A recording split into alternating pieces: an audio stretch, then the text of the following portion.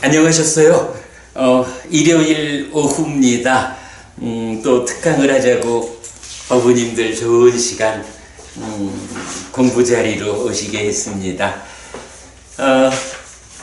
요즘 우리가 계속 진행해 나가는 일들이 있다 보니까 조금 더 해야 할 일이 있을 때 이렇게 특강을 마련하지 않고는 공부를 진행하기 어려워서 오늘도 특강을 했습니다. 오늘은요, 평상시 진행하던 공부는 아니고요. 법부님들은 아시는 일입니다만은 이런 책이 있어요. 공동선이라는 잡지인데 격월간지예요. 그래서 2달에 한 번씩 나오는 책인데 요번 호, 그러니까 2021년 5월, 6월 호에 초기 불교가 특집으로 실리게 됐죠. 그래서 이제 지난번에 저한테로 연락이 와서 대담을 한 2-3분 함께 좀 해주면 대화를 녹취해서 글을 올리고 거기에 또 한 2-3분 정도가 글을 3꼭지 글을 좀 주면 대화 녹취하고 이어가지고 초기 불교 특집을 만들겠다라고 요청이 왔어요. 그래서 사실 우리가 요새 하는 일이 많아가지고 좀 별개의 일을 하는 일이 좀 부담이 된다는 면이 있지만 그래도 또 이 잡지가 불교계에 주 독자가 있는 잡지가 아니고 그러니까 불교 외적으로 제가 알기로는 이제 굉장히 우리 사회의 진보적인 지향성을 가지는 잡지로 알고 있어요. 그런 잡지가 최근에 미얀마의 사태와 관련해서 미얀마를 특징 지을 때 초기 불교 국가라고 말을 하는데 불교 밖에 있는 사람들이 주 독자층이 되다 보니까 아니 불교가 그냥 불교 하나로 있는 게 아니라 초기 불교가 또 따로 있나? 초기 불교는 뭔가? 라는 궁금증을 가진다라는 점 때문에 아무튼 불교 밖의 독자층들을 위해서 초기 불교를 소개하는 그런 특집이다 보니까 우리가 좀 하는 일이 많다라고 해도 시간을 쪼개서 그 역할을 담당해야 하는 필요성 때문에 이제 그 일을 제가 일단 좀 맡아서 했어요. 그래서 4월 16일 날 서울 가서 3분과 함께 하는 대화가 있었어요. 그 대화에서 스리랑카에서 오신 담마키티 스님하고 동국대학교 이필원 교수님 그리고 열린 선원장으로 저작거리 선원 이렇게 유명한 분이죠. 법현 스님하고 세 분과 함께해서 이제 제가 사회를 보면서 대화를 했는데 그 대화에서는 이런 주제로 이야기를 했습니다. 먼저 스리랑카에서 오신 담마키티 스님이 초기 불교를 소개하는 말씀을 먼저 하고 특히 초기 불교를 소개하는 가운데에 암송에 의한 전승이 어떻게 정확성이 담보되느냐 이 측면에 좀 답변을 포함해서 말씀해달라라고 진행을 했고요. 2번째로는 이필원 교수님께서 불교 대중 속으로 전도선언 중심이란 주제로 발표를 하시고 대화에서는 특히 출가대중과 재가대중에 접근하는 방법의 차별 이런 측면으로 대화를 하자라고 준비를 했고요. 세 번째, 법현 스님께서 초기 불교, 한국 불교를 만나다 화합과 변화의 장이란 주제로 발표를 하고 초기 불교와 만난 한국 불교에 어떤 변화가 필요하고 예상되는지를 중심으로 토론을 좀 같이 했어요. 대화를 마칠 때쯤에는 세 분께서 당신께서 불교 신자의 범위 밖에 있는 분들에게 한마디씩 불교를 권해주는 그런 이야기도 한마디씩 하셨고, 저도 한마디 같이 했고요.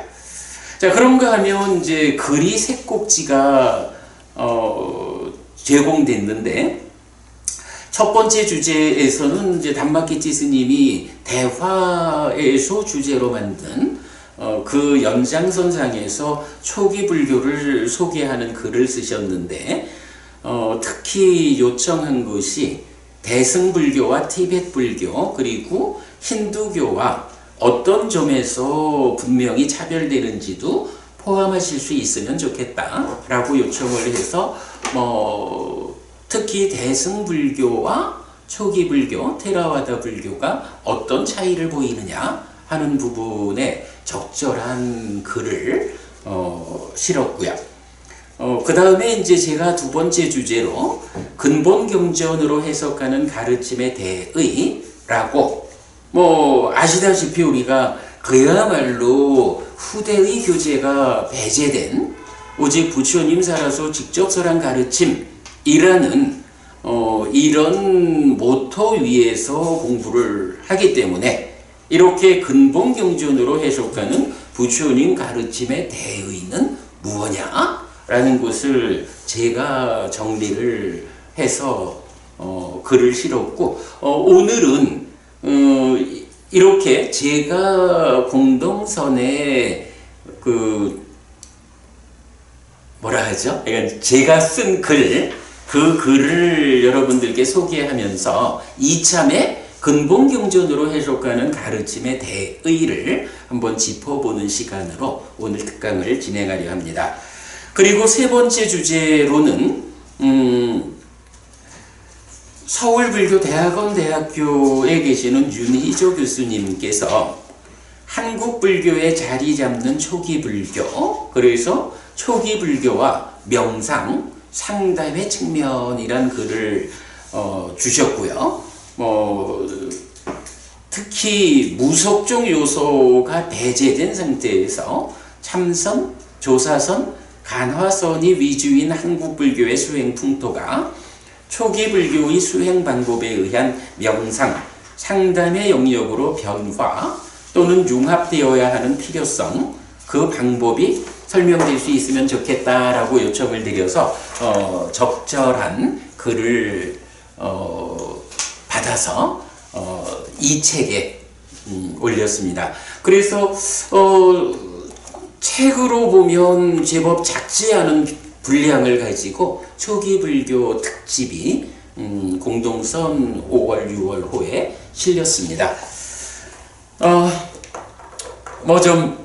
안 그래도 우리가 요즘 법회 진행이 바쁘고 그런데도 불구하고 열심히 좀 일을 좀 해봤는데 그래도 얼마의 시간이 좀 바빴다라는 어려움을 빼고는 꼭 필요한 일을 요번에 했다라는 생각이 듭니다. 자, 이렇게 그 공동선 잡지에 초기 불교 특집이 어떤 주제로 어떤 구성으로 올려졌느냐 하는 부분을 간략히 소개해 드렸고요. 자, 그러면 이어서 이제 오늘 여러분 나눠드린 교재입니다. 이 책에 우리가 원래 계획하기로는 담마키치 스님의 초기 불교 소개가 먼저 올라가고 그 다음에 이제 제가 두 번째 글을 실른다 생각을 했는데 또 제작자의 입장에서는 또 좀 생각이 달랐나 봐요. 그래서 초기 불교 특집의 첫 번째로 이 글이 올라가고 이어서 단마키티 스님의 초기 불교 소개, 그리고 세 번째로 윤희조 교수님의 그 명상 상담의 측면, 이렇게 이제 올라갔어요. 자, 이렇게 소개 마치고 그럼 지금부터 근본경전으로 해석하는 가르침의 대의를 소개해 드리도록 하겠습니다.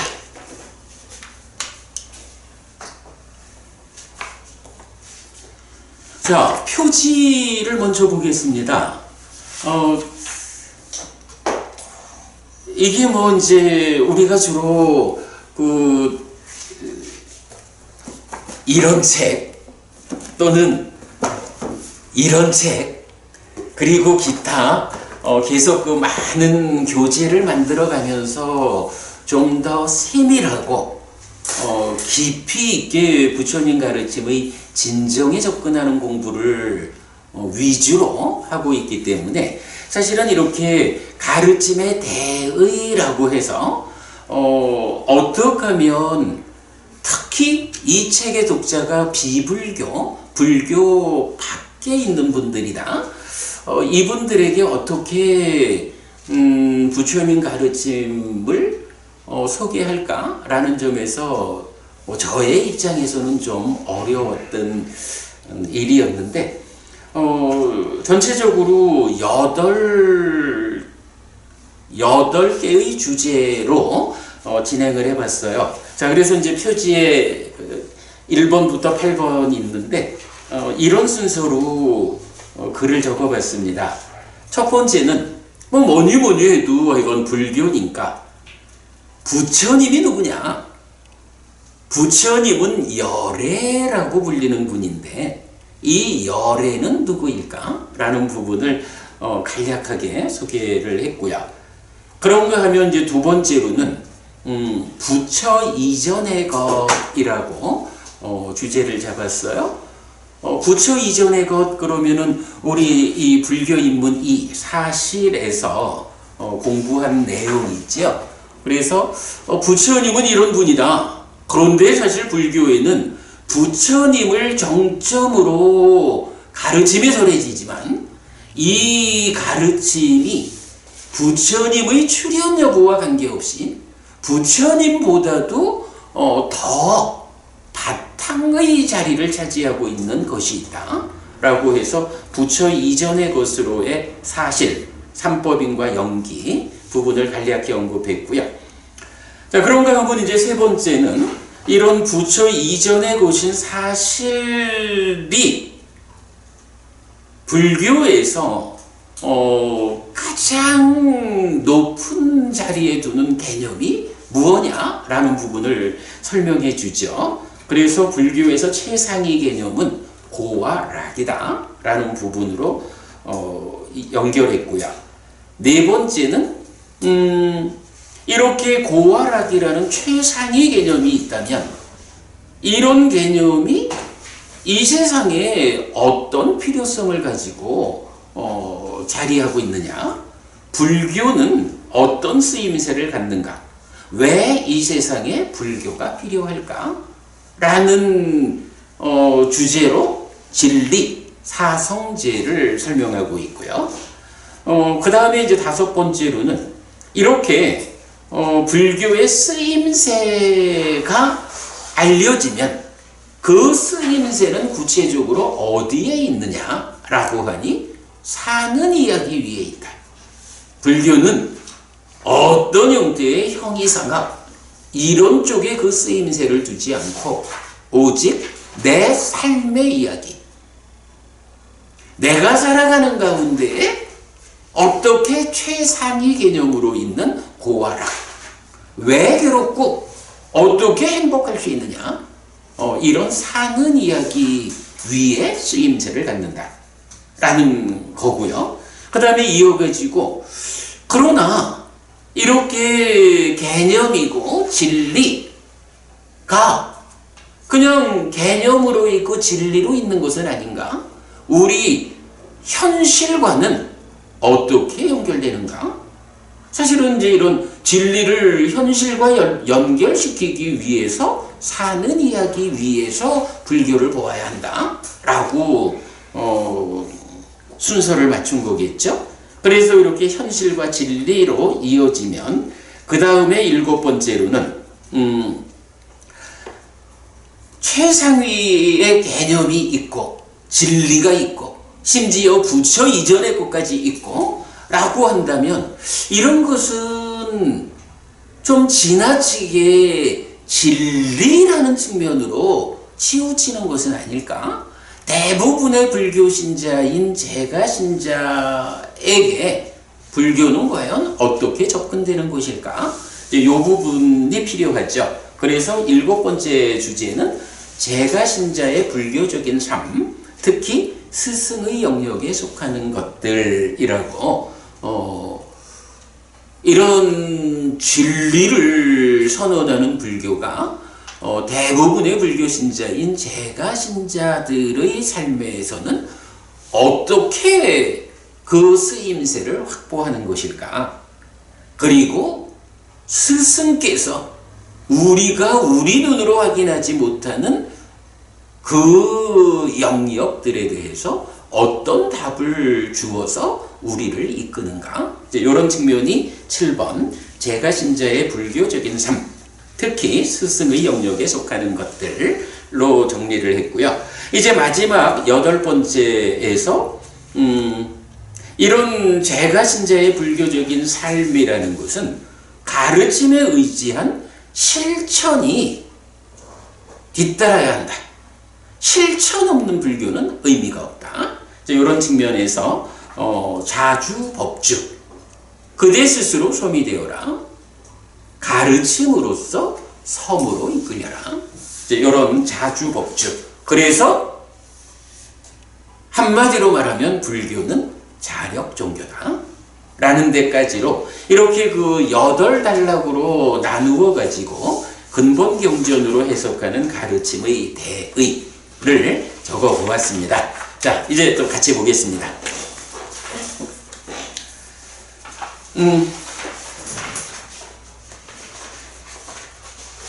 1. 부처님 열애 이래야 됩니다. 아무튼 우리가 불교를 그러니까 부처님 가르침의 대의를 소개하는 거니까 부처님이 누구냐 라는 이야기부터 시작을 해야겠죠. 자, 불교의 교주이자 스승은 부처님인데 열애, 따타갔다 라는 말로 대표됩니다. 그리고 불교에서 믿음은 우리가 자주 쓰는 표현이죠. 사실은 이 부분을 우리가 확고히 하지 않고는 불교 신자로서의 삶이 바르게 출발하지 못한다. 부처님의 의지에서 우리 삶이 향상하는 이러한 성과를 바로 이 부분, 믿음이 무엇냐? 이런 믿음에 나는 확고한가? 이 부분에서 분명하지 않고는 삶의 향상이 출발하지 못한다. 이런 점에서 아주 분명하게 알아야 하는 일이죠. 자, 불교에서 믿음은 성스러운 제자는 믿음을 가졌다. 이렇게 그분 세종께서는 아라한, 정등각, 명행족, 선서, 세간해, 무상조어장부, 천인사, 불, 세존이시다라고 열애의 깨달음을 믿는다 라고 하여 열애의 깨달음을 9가지의 특성, 열애 구덕으로 이해하여 믿는 것이라고 정의됩니다. 자, 부처님이 누구냐? 우리는 그냥 부처님 이러면은 당연히 이렇게 불 하죠. 빨리어로 붓다죠. 부처님이면 당연히 불, 붓다 이렇게 생각을 하는데 사실은 경에서 부처님이라고 우리가 부처님이라고 부르는 그분을 나타내는 대표적인 말은 사실은 붓다 아니죠. 붓다 이전에 따타갔다.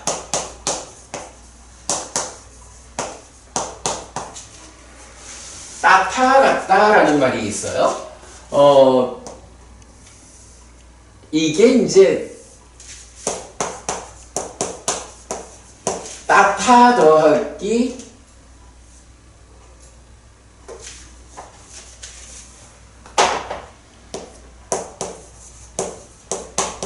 이렇게 보면 뭐 그러함, 뭐 진리 이런 개념에서 으로 가신 분 이렇게 이제 설명할 수도 있고요. 그런가 하면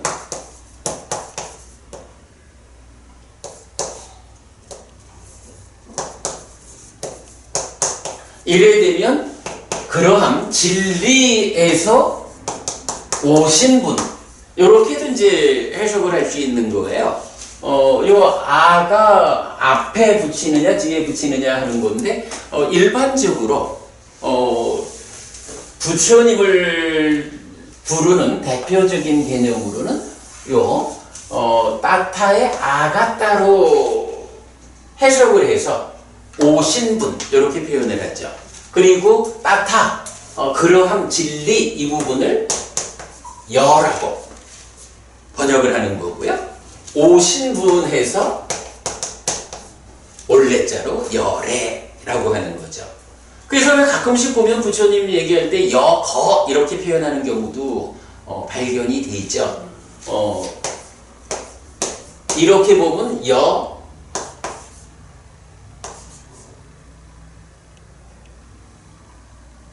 거자를 까먹었다. 요래군데든가? 그러니까 여기서 여래, 여거 이러는데 일반적으로 부처님을 지칭할 때는 따타 같다, 여래 이렇게 말하죠. 진리라는 또는 뭐 그러함 이렇게 표현을 하는데 사실은 이제 이 의미가 뭐냐 하면 우리가 사실이라고 말하는 그 내용이죠. 사실로부터 오신 분. 이렇게 이제 해석되는 말이에요. 그래서 기본적으로 부처님은 누구입니까? 부처님은 열애입니다. 그러면 열애는 누굽니까? 라고 할 때 열애에게 9가지 덕성이 있다. 이렇게 표현을 하거든요. 9가지의 덕성이 있다. 라고 해서 열애 구덕 이런 표현이 나타나는 거예요.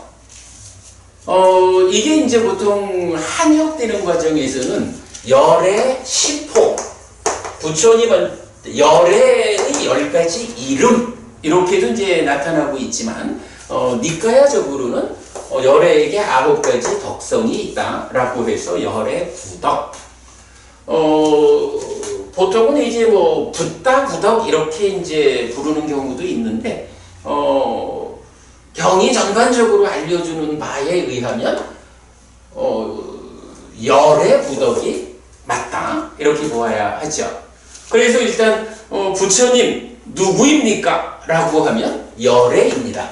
그 열애 그분에게 9가지 덕성이 있는데 이 9가지가 무엇인가? 라고 하니 이제 여기서 말하는 아라한 내지 불 세전 이렇게 9가지의 덕성으로 나오는 거죠. 자, 그 9가지 덕성에 대해서 한번 다시 볼까요? 첫 번째, 자 이렇게 그분 세존께서는 첫 번째 아라한은 누군가요? 번뇌다한 분이죠. 우리가 보통은 아라한을 응공이라고 해서 공양받을 만한 분으로 이렇게 해석하는 경우가 많은데 니까야는 전체적으로 아라한은 번뇌다한 비구 아라한 이렇게 번뇌다한 분이라는 특성으로 아라한을 설명하고 응공 공양받을 만한 분이라는 의미는 아라한 뿐만 아니라 예류자, 일레자, 불환자, 아라한이라고 하는 사상팔배의 성자들이 모두 공양받을 만한 분 이렇게 나타나죠. 그래서 아라한을 응공이라고 중국식으로 번역하는 것보다는 번뇌다한 분이다. 그리고 이 부분은 사실 굉장히 중요해요. 부처님이 누구냐? 그의 덕성이 9가지가 있다 라고 말할 때 첫 번째 나타나는 특성이 아라한이라고요. 이럴 때 아라한이 부처님은 공양받을 만한 분이요, 이렇게 부처님을 대표하는 것이 타당할까? 그보다는 사실은 부처님이 어떻게 해서 부처가 되었습니까? 라고 말할 때 부처되는, 부처를 성취하는 그 방법이 뭐예요? 누진, 그죠? 누진, 이래서 번뇌 다하는 일이잖아. 어쨌든 부처님이라고 하면 번뇌를 다 부수어가지고 무명이 버려지고 명이 생겨나는 이러한 성취에 의한 깨달음, 이래가지고 부처가 되셨다고요. 그래서 부처를 특징짓는 첫 번째 특성 아라한은 번뇌다한 분이다, 이렇게 보는 게 맞고요. 자, 그런가 하면 이어서 정등각 하면 완전한 깨달음을 성취한 분. 우리가 경에서 자주 보는 거죠. 정등각이 설한 법이냐, 정등각 아닌 자가 설한 법이냐에 따라 가지고 정등각이 설한 법은 어쨌든 부작용이 없는 완전한 기준이 되는 법이야. 정등각. 그런가 하면 세 번째로 명행적, 네 번째 선서, 다섯 번째 세간해, 여섯 번째 무상조어장부. 명행적 하면 밝음과 실천을 갖춘 분 해서 이제 경에서 무엇이 밝음이고 무엇이 실천인지 설명해 주고 있죠. 선서, 진리의 길 보인 분. 앞서 가시니까 우리는 뒤따라가는 거예요. 이렇게 되는 거죠. 선서라고 할 때 선서가 수 같다거든요. 수 같다가 요 같다예요.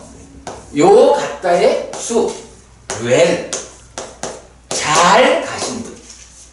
잘 가신 분인데 앞에 잘 가시니까 뒤따르는 우리한테 길을 이끄는 분이요. 이런 의미로 진리의 길 보이신 분 이랬고, 세간해, 세상일을 다 아시는 분이고, 무상조어장부라고 할 때 열의 구덕이냐 열의 십호냐라고 할 때 무상조어장부를 한 문권에서는 무상사조어장부라고 두 개로 나누어서 말하죠. 그러니까 10가지가 돼서 10호 이래 되고, 니까야는 요 두 가지를 하나의 개념으로 쓰죠. 그래서 어리석은 이도 잘 이끄는 위 없는 분, 이렇게 부르고요. 그 다음에 천인사, 모든 천상과 인간의 스승. 그 다음에 불, 깨달은 분이 있고, 마지막 세전, 존귀한 분이다. 많은 공덕을 갖추어 놓은 분이다. 이런 표현이죠. 자, 이래서 우리가 보통 부처님이라고 말하면 불, 붓다 이렇게 한국 불교에서 이해하고 있지만, 정확하게 우리가 접근해야 하는 것은 우리가 부처님이라고 부르는 우리의 스승, 우리의 교주, 그분은 대표적인 개념은 열애다. 다 같다. 그리고 이 열애가 가지는 9가지의 덕성 중에 8번째로 나타나는 덕성이 불, 깨달은 자. 그래서 열애는 깨달은 분이다. 이렇게 표현해야 되는 거죠. 이렇게 열애 구덕, 부처님은 이런 9가지 특성을 갖춘 분이다 라는 내용에 대해서 성스러운 제자는 믿음을 가졌다. 바로 우리 부처님께서는 이런 9가지의 특성을 가진 분이다 라고 열애의 깨달음을 믿는다. 그러니까 여기서 깨달음의 내용이 뭐가 되는 거예요? 이 9가지 측면으로, 그죠? 번뇌가 다 하는 것도 깨달음의 내용이고, 완전한 깨달음을 성취하는 것도 깨달음의 내향이고 이렇게 되는 거죠. 이래서 부처님이 누굽니까?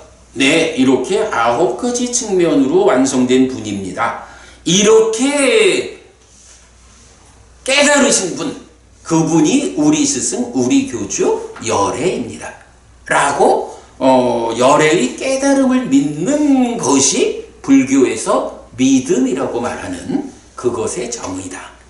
그래서 앞에도 말씀드렸지만 그 부처님에 대해서 이렇게 9가지의 관점으로 상세하게 이해하고 이러한 완성에 닿은 그분을 나도 뒤따르자 라고 그분의 완성에 대해서 확고한 믿음을 가져야 이것이 바르게 믿음을 갖는 불교 신자고, 그런 믿음이 토대가 되어져야 불교 신자로서 부처님 가르침을 뒤따르는 나의 삶이 향상으로 이끌린다. 부처님에 대해서 이런 관점을 갖지 못하고 이런 믿음을 바르게 갖지 못하고 나는 불교 신자라고 살아가는 것은 오직 부처님을 불교 신자를 흉내내는 것에 불과하지 바르게 삶을 향상으로 이끌지 못한다 라는 부분을 우리가 명확히 해야 합니다. 자, 그래서 일단은 하여간 가르침의 대의를 말하자라고 할 때 첫 번째 주제로는 이렇게 부처님은 열애다. 9가지의 덕성을 갖춘 분이다. 이렇게 부처님을 아는 것이 불교 신자의 믿음이다. 이것이 출발이다. 라는 부분을 설명했어요. 자, 그러면 이제 두 번째로 넘어갑니다. 이 부처 이전의 것, 사실, 삼법인과 연기 했는데, 대부분 종교는 교주 이전의 것을 설명하는데 예수 이전의 창조주 하나님 여호와 야훼, 무함마드 이전의 창조주 하나님 알라 등 인격화된 유일신입니다. 같은 맥락에서 불교도 부처 이전의 것을 제시합니다.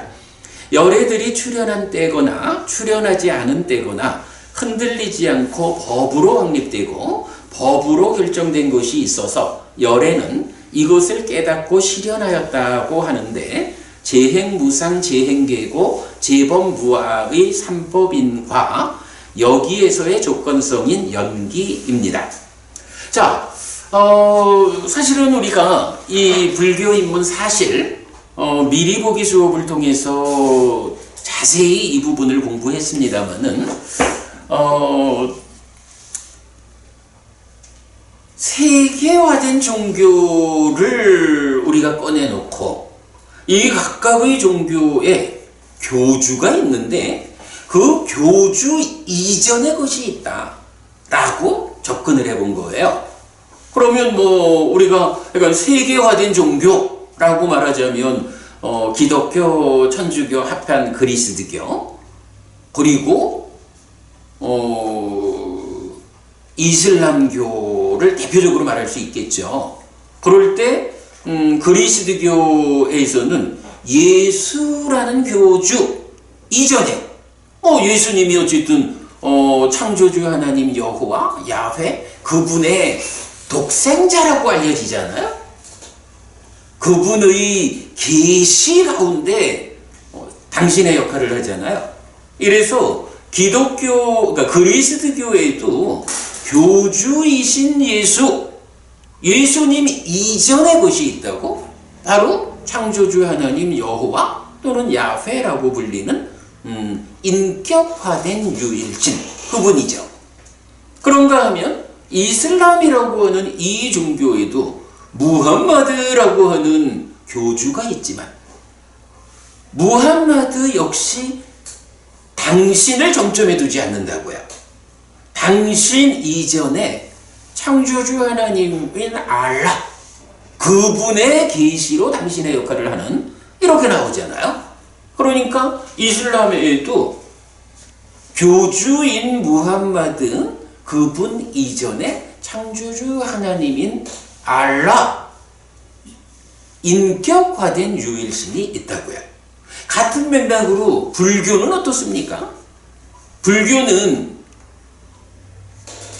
창조주가 없대면서 그런 권능 가진 신적 존재가 불교에는 없대면서 그러면 불교에는 이렇게 다른 종교가 예수님이나 무함마드님 그분들 이전에 어떤 근거를 제시하는데 불교는 부처님이라는 교주 이전에 근거로 내세울 게 뭐 있어? 없잖아. 이렇게 말할 수가 있죠. 그런데 이제 경이 그 부분에 대한 답을 주는 거죠. 바로 이 표현이죠. 열애들이 출현한 때거나 출현하지 않은 때거나 흔들리지 않고 법으로 확립되고 법으로 결정된 것이 있다. 열애는 이것을 깨닫고 실현했다. 라고 하는데 두 가지를 제시해 주죠. 한 가지가 삼법인이고 한 가지는 삼법인에 대한 설명에 딱 한마디가 더해지죠. 여기에서의 조건성인 연기라고. 그래서 이 삼법인과 연기라고 하는 두 가지는 열애의 출현 여부와 상관이 없어. 열애가 출현하지 않은 시절, 즉 법이 진리가 이 세상에 드러나 있지 않은 때에도 중생들의 삶은 어떤 이치에 의해서 사라지느냐? 존재의 실상을 밝히는 것으로의 삼법인. 위에서 여기에서의 조건성이라는 연기의 12과정에 의해서 설명되는 그러한 고의 삶을 살아가고 있다. 다만 열애가 출현하지 않았을 때는 아무도 이러한 원리 이치를 모르고 있을 뿐이지. 모르다 보니까 연기적으로 발생하는 괴로움에서 벗어나지 못하고 아픈 삶을 살고 있을 뿐이지. 이러한 원리 이치가 우리의 삶에 작용하지 않는 것이 아니다라는 거죠. 열애가 출현한 때는 어때요? 이제 이러한 원리 이치를 바르게 알아서 그 원리가 알려졌기 때문에 거기에 부합한 삶을 살아내는 이런 방법을 통해서 이 연기적으로 발생하는 괴로움을 소멸한 사람이 생겨난 거죠. 최초로 그렇게 괴로움을 소멸한 사람이 부처님이고 부처님의 제자들에 의해서 그러한 고멸이 또한 실현되죠. 이래서 부처님이라는 교주 이전에 다른 종교에서는 인격화된 유일신 창조주 하나님이 제시되지만 불교에는 삼법인과 연기라는 이 두 가지 원리 이치가 제시되어 있다. 다만 이것이 말하자면 다른 종교의 교주이신 그분들은 삶의 심오함의 끝까지를 보아내는 일에 접근하지 못해서 그 자리에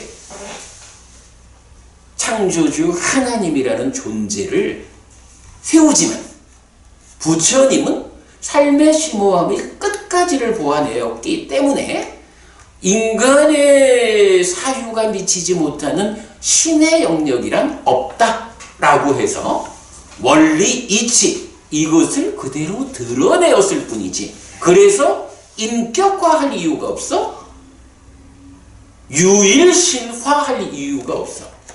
라고 해서 원리 이치를 그대로 드러내고 있다라는 차이가 있을 뿐이지 교주 이전의 것이 동일하게 제시된다. 이런 부분은 우리가 사실 미리 보기 수업을 통해서 공부를 하고 있죠. 예, 이렇게 그 부처 이전의 것으로의 사실이 있다. 삼법인과 연기다. 사실은 이 부분을 제가 불교를 대의로서 드러내는데 두 번째 주제로 제시한 이유는 뭐냐 하면 사실은 뭐 저도 출가 전에 참 오랜 세월 불교 신자로 살아왔지만 내가 공부가 부족해서 부처님 가르침을 분명히 모르다 보니까 주변에 많은, 특히 한국에서는 뭐 이슬람 신자를 만나기 좀 어려웠죠. 그리스도교 신자인 친구들을 통해서 지적받는 부분이, 불교에는 누가 있어서 그 근본을 지시하느냐? 교회에는 창조주 하나님 여호와가 있어. 그의 독생자로서 예수가 오셨어. 라고 하면서 바로 그 교주 이전의 것을 부각하면서 그것을 제시하지 못하는 불교가 뭔 불교가 진리고 종교요? 이렇게 불교를 평소해하는 이야기를 사실은 많이 들었죠. 그런데 없는 게 아닌 거죠. 우리가 공부하지 않다 보니까 교주 이전의 것, 부처님 이전의 불교를 세우는 그 근본 자리, 그 부분에 대해서 우리가 모르고 있었던 거죠. 그러나 이렇게 경은 공부를 하면 밝혀지는 거죠. 경은 이런 부분을 알려준다. 그래서 다른 종교와 불교가 근본적으로 어떤 차이를 보이는 것일까? 라고 하면 바로 이렇게 교주 이전의 것이 어떻게 설명되느냐, 이런 점에서 차별된다. 네, 그래서 저는 이 부분을 굉장히 중요한 주제로 부처님이 누구냐에 이어서 제시하고 있는 거죠. 자, 계속 읽어보겠습니다. 삼법인은 존재하는 것들의 실상입니다. 1. 번뇌의 영향 위에 있는 것, 유위인 행들과 2. 번뇌의 영향에서 벗어난 것, 무위인 열반으로 구성되는 존재, 법 있는 것들은 무아라는 공통된 특성 위에서 1. 행들은 무상에 따르는 괴로움이고 불만족인 특성이 있고 2. 열반은 무상의 가라앉음에 의한 즐거움, 행복, 만족의 특성이 있다는 설명입니다. 라고 해서 그림을 참조하자라고 했는데 뒤쪽으로 한번 가보겠습니다. 이게 사실 이 책에서는 페이지가 확보되지 않아가지고 그림을 넣어드리지는 못했는데요. 자, 7페이지 가보시면,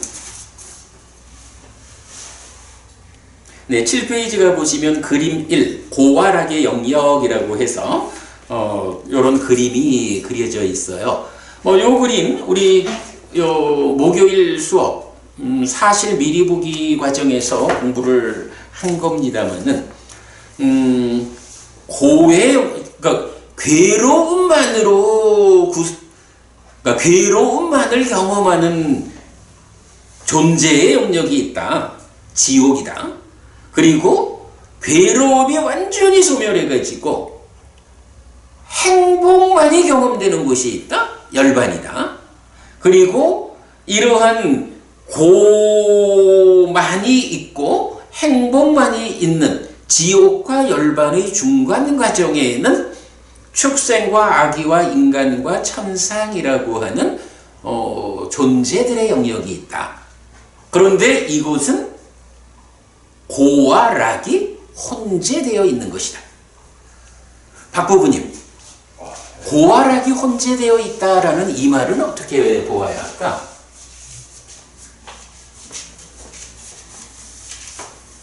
이게 우리가 지난번 공부할 때는 좀 짚어보지 못한 부분인데 여기서 잠깐만 좀 짚어보려고요.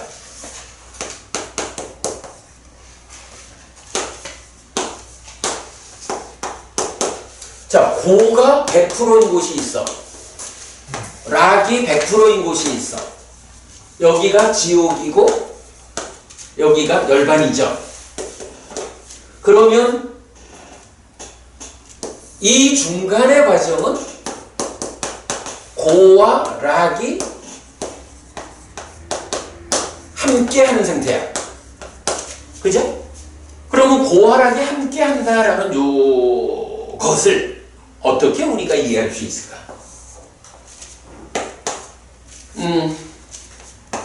이렇게도 볼 수 있겠죠. 어떤 때는 괴롭고 어떤 때는 행복하다. 이렇게 말하면 고활하게 함께 있다. 왜냐하면 한평생 살아가는데 어떤 때는 괴롭고 어떤 때는 행복하고 그런 거지 뭐. 지옥이라는 존재 상태는 지옥에 있는 한에는 어떤 때가 아니라 항상 괴로운 거잖아. 열반이라는 것은 어떤 때가 아니라 항상 행복한 거잖아. 그런데 축생부터 천상까지 이런 경우는 어떠냐고 하면 고활하게 함께하는 상태인데 어떤 때는 괴롭고 어떤 때는 즐겁다. 이렇게 봐도 되겠죠. 그런가 하면 다른 측면에서 제가 오늘 요 얘기를 좀 하려고 그래. 다른 측면에서 보면 경험, 느낌 자체가 일부 고, 일부 락 이런 개념도 볼 수가 있어요. 이게 뭐냐 하면 예를 들어서 지금 우리 인간의 삶을 보자고. 인간의 삶에서 요새 뭐 우리 법부님들이 다 좋은 일들이 많더라. 법부님들 좋은 일들이 많아. 예를 들어서 아이가 대학을 가고 취직을 하고 이래 하면 일단 이것은 행복이잖아. 그죠? 그런데 이 행복이라는 것이 100% 행복하기만 한가? 100% 행복하기만 한가? 행복이면 그 수십에 있고 곱하기 다르지. 근심 급등이 다르지. 그지? 우리가 보통 이제 매력, 위험, 해방 이렇게 말하듯이 박호부님도 따님이 요번에 하여간 뭐 그 어려운 임용의 과정을 뚫고 수석으로 저기 임용고시를 합격해가지고 발령을 딱 받았다고. 그래서 아주 좋은데 그러다 보니까 우리 딸 출퇴근하기 편한 곳으로 내가 이 집을 옮겨야겠다. 뭐 이런 부분도 좋은데 그 좋은 것의 이면에는 뒤따르는 어떤 어려움, 뒤따르는 불편이 있는 거야.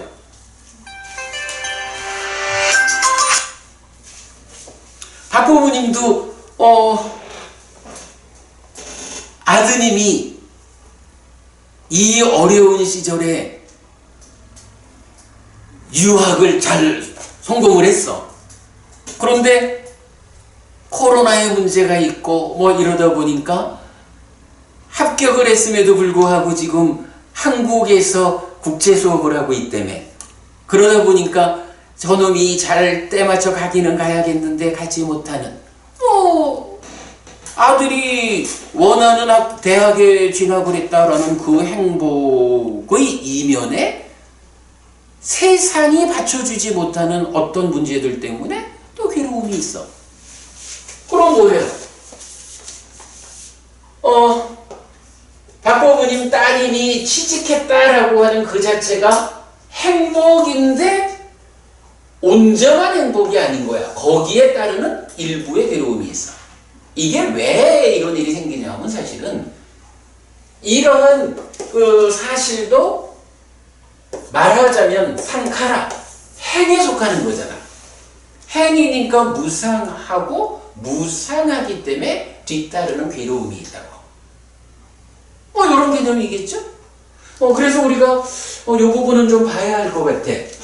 고하락이다 라고 할 때 지옥은 100% 고고 열반은 100% 락이야. 그러나 그 중간에 있는 축생과 천생의 과정은 고하락이 혼재되는 상태야.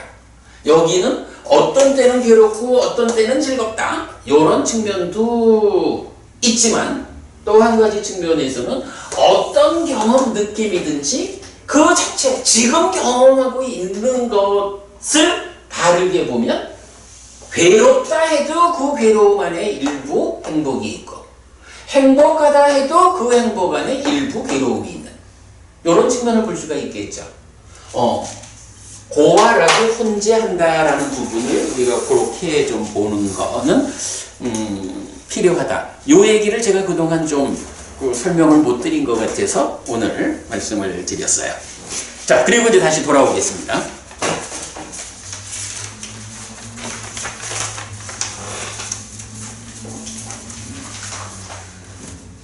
자, 다음 연기는 보통 12연기라고 알려져 있는데 번뇌의 영향 위에서 무명, 행, 식, 명색, 유깁, 촉수, 취의 조건관계를 통해 자라나고 변화하는 존재 유에게 생과 노사 그리고 수비, 고운해 등 모든 괴로움 무더기가 생겨나고 자라난다고 설명하는 존재에 수반되는 괴로움의 조건관계입니다. 그림 2 참조.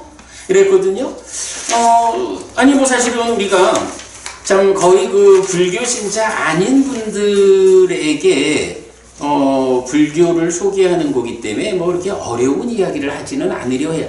하지만 그럼에도 불구하고 어쨌든 부처 이전의 것으로 삼법인과 연기가 있다 라는 이 이야기를 빼놓을 수 없고, 그러자면 간략하게라도 그 부분이 설명되어야 하는 필요성 때문에 이제 요 정도 글을 적었는데, 저는 사실은 여러분 그 8페이지에 이렇게 두 번째 그림을 드렸는데, 그러니까 이 책에서는 페이지가 부족해가지고 그림을 드리지는 못했어요.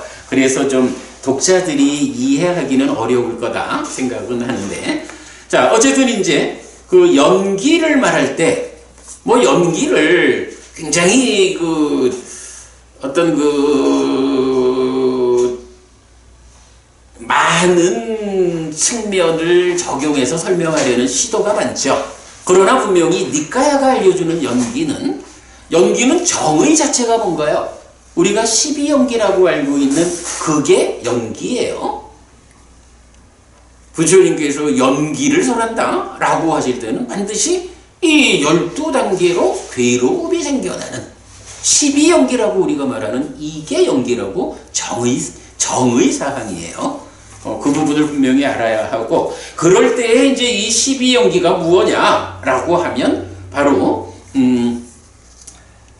나라고 하는 존재가 있는 거예요.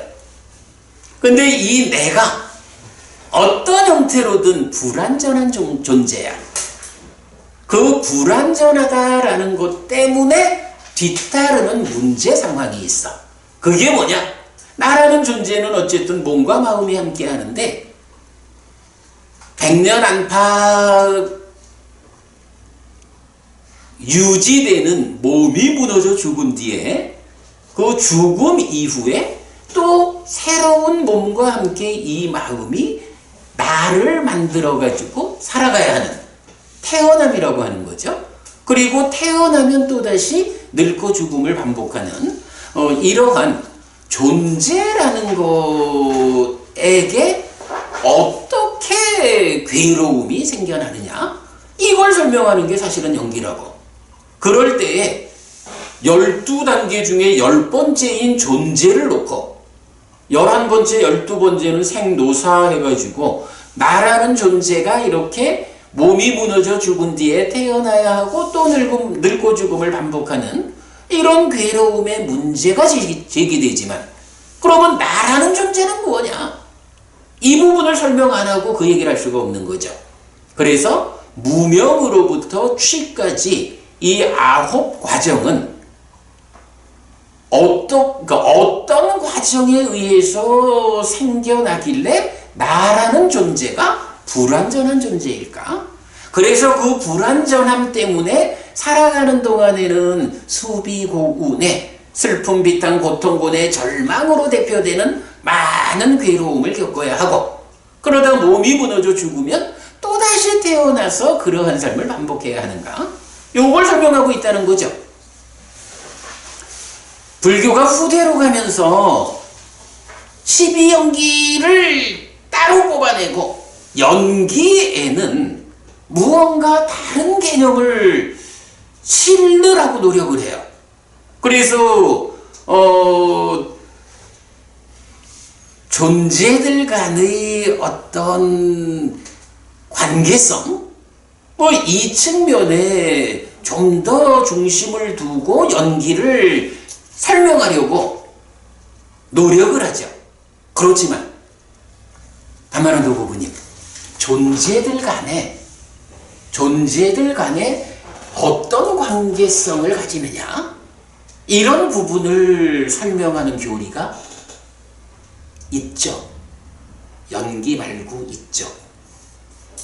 사실은 그게 뭐냐 하면 삼법인이잖아.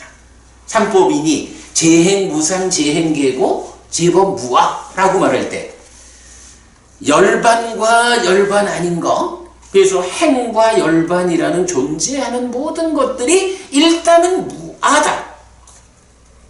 본질, 원래 있는 거, 생겨나지 않는 거 아니고 그거 아닌 상태다 라고 해서 무아라고 하는데, 그 가운데 100% 행복인 열반을 제외한 나머지 행이라고 불리는 모든 존재들은 그 특성이 뭐예요? 무상과 고잖아. 무상하기 때문에 괴롭다, 불만족이다, 이렇게 말하잖아. 그때 그 무상이라는 것의 의미가 뭐예요? 다양한 조건들이 결합해서 결과를 만드는 거잖아. 그러면 어떠한 존재들이든 이 존재성, 이것과 저것은 어떤 관계를 가지는 것일까? 라고 할 때 사실은 무상하다라고 하는, 그래서 무하다라고 말하는 이 원리, 부처 이전의 것으로 존재하는 이 원리가 바로 존재하는 것들의 관계, 너와 나가 이것과 저것이 함께 해가지고 무엇을 만드는가? 라는 존재들 간의 상호관계를 설명하고 있다고요.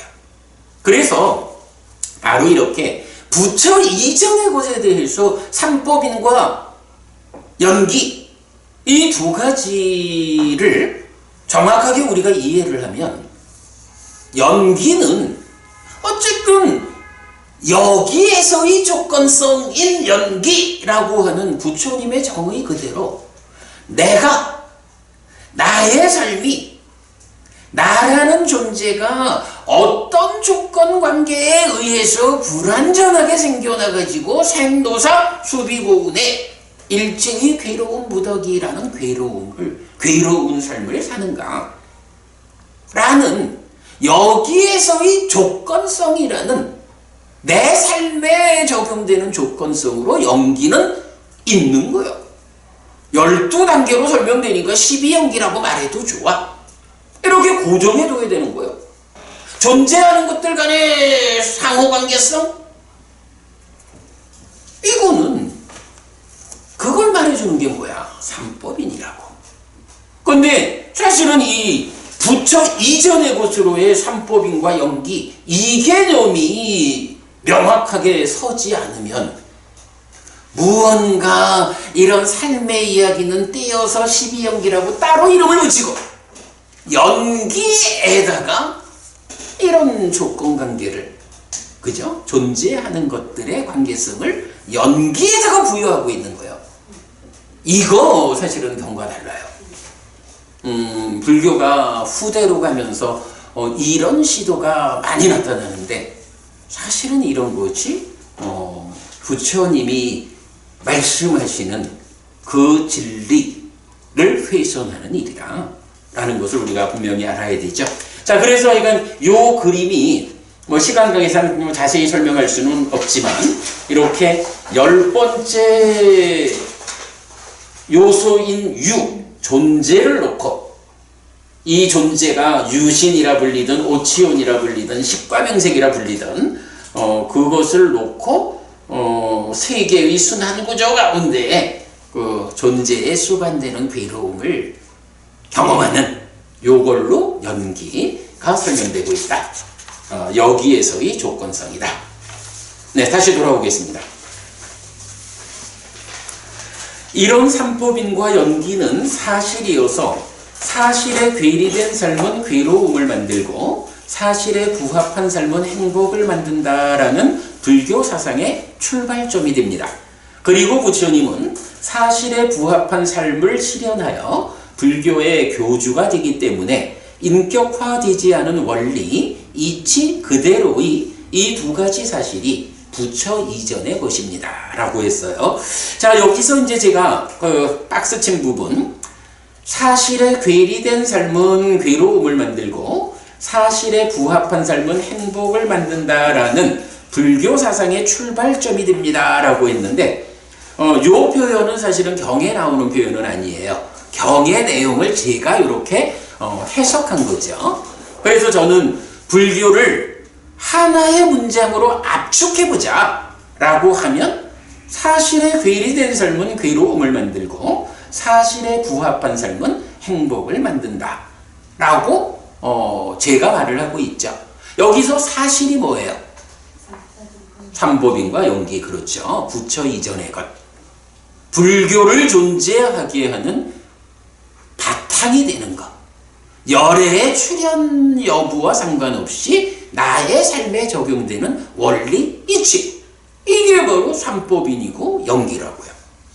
그래서 우리가 이 두 가지 사실에 대해서 바르게 알아가지고 그 사실에 부합하게 살아가면 행복한 삶을 사는데 대부분의 중생들은 어떻게 살아요? 그러지 못하고 그 사실과 괴리된 삶을 살죠. 요 부분이 불교를 하나의 문장으로 압축하면 만들어지는 표현이죠. 네, 그래서 부처 이전의 것, 사실, 삼법인과 연기 이렇게 소개했고요. 자, 세 번째, 최상위 개념 고와락이 됩니다. 부처님은 예전에도 지금도 나는 오직 고와 고멸을 꿰뚫어 알게 한다 라고 말합니다. 고와 대응하는 것이 락이기 때문에 고멸은 락입니다. 그래서 이 말은 세상을 살아가는 존재들, 즉 중생에게 고와 락을 꿰뚫어 알게 하는 것에 부처님의 존재 의미를 둔다는 선언인데 이것이 불교의 최상위 개념입니다. 물론 고의 당사자인 존재의 구명, 나는 누구인가 도 중요한데 연기는 무명 내지 취의 과정을 조건으로 생겨나는 불완전한 존재 상태인 유에 대한 해석으로 답합니다. 그래서 나는 누구냐? 라고 하면 유신이라고도 오취온이라고도 식과명색이라고도 설명이 되죠. 그래서 존재의 구명은 최상위 개념인 고와 락에 수반되는 하위 개념인 것을 알 수 있습니다. 자, 요 이야기도 사실은 이제 방금 보았던 요 두 번째 그림, 요 두 번째 그림이 딱 그 얘기를 해주죠. 부처님이 나는 오직 고와 고멸을 꿰뚫어 알게 한다 라고 최상위 개념에 해당하는 선언을 한다고요. 그럴 때 그 고가 뭐야? 바로 여기 존재에 수반되는 현상으로의 생노사, 그리고 뒤따르는 수비고운해, 이런 괴로움이잖아요. 부처님께서 열애의 출현과 관계없이 우리 삶에 적용되는 이치가 두 가지인데 그 중에 하나가 연기다. 그 연기가 뭐냐? 중생이라고 하는 불만족한 존재의 삶, 바로 고에 대한 설명인 거죠. 그런가 하면 왜 부처예요? 바로 이러한 괴로움의 영역으로부터 벗어난, 그래서 생노사수비고운의 일체의 불완전한 존재에게 수반되는 괴로움을 완전히 소멸하고 부처가 된 거잖아요. 이렇게 고와 고멸이 있다고. 그럴 때 사람들은 불교 안에서도 그렇죠. 고와 고멸이라는 이 최상위 개념에 주목하는 사람보다 나는 누굴까? 가마라도 부부님 그거 많이 해보셨죠? 나는 누굴까? 라고 존재의 구명에 관점을 두는 이런 불교의 풍조를 볼 수가 있죠. 그러나 사실은 나는 누구냐라는 것은 이 괴로움을 설명하는, 그러니까 고와 고멸 중에 고를 설명할 때 그 고가 누구의 괴로움이냐? 라고 할 때 바로 불완전한 존재인 유신이라고도 하고 오치온이라고도 하고 식과병색이라고도 하는 그 불완전한 존재에게 수반되는 괴로움이다 라고 해서 고와 고멸이라고 하는 이 명제의 하위 개념으로 존재가 설명되는 거예요. 그죠? 내가 누군지, 내가 어떤 과정에 의해서 불완전한 존재 상태로 생겨나 있는지 이 부분이 해석되지 않으면 괴로움을 온전히 알아내지 못하고, 그게 안 되면 고멸을 실현할 수 없는 거죠. 이렇게 고멸을 실현해야 한다라는 불교의 유일한 지향성의 과정에 중간 과정으로 나타나는 것이 나는 누구냐 이거거든요. 그래서 지금 읽은 부분, 최상위 개념은 고와락이다. 거기에 비해서 존재를 구명하는 거, 나는 누구냐라는 것도 중요하지만 이것은 이 연기라는 사실 안에서 보면 고와 고멸의 하위 개념으로 누구에게 괴로움이 있는가? 무명으로부터 취에 이르는 9 과정에 의해서 불완전하게 생겨나는 그에게 괴로움이 있다 라는 하위 개념으로 존재의 구명이 있다는 것. 그래서 이건 정말 놓치면 안 되죠. 부처님은 존재를 구명하는 데에 당신 가르침에 중심을 두지 않는 거예요. 어떻게 내가 또는 나의 제자들이 괴로움의 문제를 해소하고 행복할 것인가? 여기에 부처님 가르침에 중심이 있다. 이것이 최상위 개념이다. 요거 우리 놓치지 말자고요. 불교를 소개하는데 뭐 이 부분 빼놓을 수가 없죠. 자, 그래서 제가 거기에 점 찍고 이렇게 적어놨어요. 부처님이 중생에게 던지는 메시지가 있어요. 괴롭니? 행복하자. 아프니? 아프지 마. 어떻게 행복할까? 어떻게 아프지 않을까? 그 방법은 내가 가르쳐 줄게. 박보부님, 부처님의 메시지가 이런 메시지 공감할 수 있나요? 예, 요거 공감해야 됩니다. 사실은 사랑하는 사람들한테, 그래, 여기서 따님도 아드님도 얘기를 했는데 단만한도 부모님은 뭐라고 말을 해야 될지 모르겠다. 근데 사실은요, 아빠가 딸이 행복하기를 바라는 그 마음, 내 딸이 괴롭지 않고 행복하기를, 내 딸이 아프지 않기를 바라는 요 마음, 내 아들이 괴롭지 않고 행복하기를, 내 아들이 아프지 않기를 바라는 이 마음이 사실은 부처님이 우리들한테 던지는 메시지인 거예요. 부처님이 당신의 제자들 또는 모든 생명들에게 괴롭니? 행복하자. 아프니? 아프지 마. 어떻게 행복하고 어떻게 아프지 않을 것인지 그 방법은 내가 가르쳐 줄게. 그대들이 내가 가르쳐 주는 방법을 따라서 실천하자. 그러면 행복해지고 그러면 아프지 않게 된다. 부모가 자식을 사랑하는 그 마음이 그대로 부처님에 의해서 당신의 제자들에게, 모든 생명들에게 던져지는 부처님의 메시지가 이거라고. 그래서 불교의 최상위 개념은 고와 락이다. 그것을 우리가 공부했죠? 세계의경에서 나오죠. 예전에도 지금도 나는 오직 고와 고멸을 꿰뚫어 알게 한다. 얼마 전에 우리 마지막이니까의 22번 뱀의 비유경에서도 나왔죠? 네. 조만간 볼 14무기를 공부하려면 또 아누르타경에서도 이 내용이 다시 나오게 되죠. 주목해야 하고요. 자, 그 다음에 네 번째 주제로 넘어갑니다. 불교의 쓰임새. 왜 이 세상에 불교가 필요할까? 진리, 사성제라고 했어요.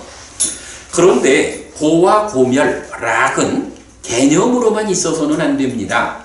고를 바르게 알아서 완전히 소멸함으로써 완전한 행복을 실현하는 실천적 가르침이어야 쓰임새를 가지고 세상의 필요에 부응할 수 있기 때문입니다. 그렇죠? 이거 우리가 개념적으로만 부처님은 이랬어, 불교가 이거요? 라고 앉아서 그거 생각만 하고 있어가지고는 부처님이 말씀하시는 행복해라, 내가 방법을 알려줄게, 그냥 말씀만 듣고 앉아만 있어가지고는 행복해지는 거 아니죠. 알려주는 것을 내가 배워 알고 실천해야 그러한 행복이 나의 몫으로 오는 거죠. 예, 그 부분. 그래서 고는 누구에게 어떤 괴로움이 어떻게 생겨나서 자라나는지 그 조건 관계를 분명히 알아야 합니다. 그래야 조건의 제어를 통해 괴로움을 소멸할 수 있습니다. 이때 고의 조건 관계로 가래 또는 연기가 지시되는데, 연기는 가래를 전후한 괴로움의 발생 과정, 즉 12연기입니다. 그리고 연기의 조건 관계를 해소하고 가래의 부서짐으로 이끄는 방법으로 정견, 바른 견해, 정사유, 바른 사유, 정어, 바른 말, 정업, 바른 행위, 정명, 바른 생활, 정정진, 바른 노력, 정념, 바른 사띠, 정정, 바른 삼매의 8요소로 구성된 성스러운 길이 제시되는데 8정도입니다. 8정도에 대해서 우리가 많이 공부하고 있는 거죠. 또한 8정도의 실천이 연기의 조건 관계를 해소하고 고멸을 실현하는 조건으로 제시되는데 중도라고 불립니다. 중도라는 말 여러분, 여기에서 나타나는 거예요. 이게 뭐 후대로 가가지고선 무슨 팔불중도 뭐 이렇게 이제 나타나고 있지만, 부처님이 쓰는 중도의 개념하고 엄격하게 우리가 잘 이해해야 합니다. 이렇게 고와 고멸의 최상위 개념은 각각의 조건 관계로 확장되는데, 고의 조건인 애를 중심에 둔 연기는 고집이라고 하고, 고집의 해소를 위한 실천인 8정도의 실천을 고멸도, 고멸로 이끄는 실천, 곧 중도라고 합니다. 이렇게 구성되는 고집, 고멸, 고멸도를 포괄하여 사성제, 4가지 성스러운 진리라고 하는데, 이것이 불교가 제시하는 진리입니다. 그리고 이런 진리의 완성이 깨달음인데, 깨달은 자, 즉 붓다는 이렇게 정의됩니다. 나는 실답게 알아야 하는 것을 실답게 알았고, 닦아야 하는 것을 닦았고, 고멸도, 버려야 하는 것을 버렸습니다. 고집. 그래서 바라보니요, 나는 붓다, 부처입니다. 고멸이죠. 자, 이 부분